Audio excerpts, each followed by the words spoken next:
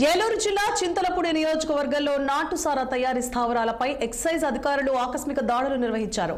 కృష్ణాపురం గ్రామంలో 1500 లీటర్ల నాటుసారా తయారీలో ఉపయోగించే బెల్లం ఊట ధ్వంసం చేశారు. ఇక నాటుసారా తయారీ స్థావరం వద్ద 2 వ్యక్తులను పట్టుకున్నారు. మరి ఇదే అంశం గురించి వివరించేందుకు మనతో చింతలపూడి ఎక్సైజ్ సిఐ అశోక్ ఉన్నారు.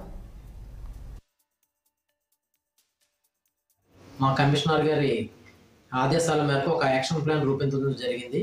ఆ యాక్షన్ ప్లాన్ లో భాగంగా కూడా రోజు కూడా అందరం ఊకుమ్మడిగా ఈ మద్యం గురించి కానీ, నాటు సారాయి గురించి కానీ, గంజాయి గురించి కానీ, నాన్ డ్యూటిఫైడ్ లిక్కర్ అంటే మన బార్డర్ ఏరియాస్ నుంచి నాన్ డ్యూటిఫైడ్ లిక్కర్ ఏదైనా వస్తుందేమో దాని గురించి కానీ నిఘా యంత్రాలుగా రైడ్గా బృందాలుగా చేరి మరి మేము రైడ్స్ చేయడం జరుగుతుంది. దీంట్లో భాగంగా చాలా మద్యము అనధికార మద్యం దుకాణాలపై కానీ, అట్లాగే మేము ఎక్కువగా డిస్టిలేషన్స్ ఎక్కువగా నాటు సారాయి కాసే ప్రదేశాలని ఏ కేటగిరీ కానీ, అట్లాగే నాటు సారాయి బి కేటగిరీ కానీ, అంటే గ్రావిటీని బట్టి సి కేటగిరీ కానీ విభజించి వాటి ప్రకారంగా ప్రణాళిక రూపొందించుకుని పక్కాగా మేము రైడ్స్ చేయడం జరుగుతుంది.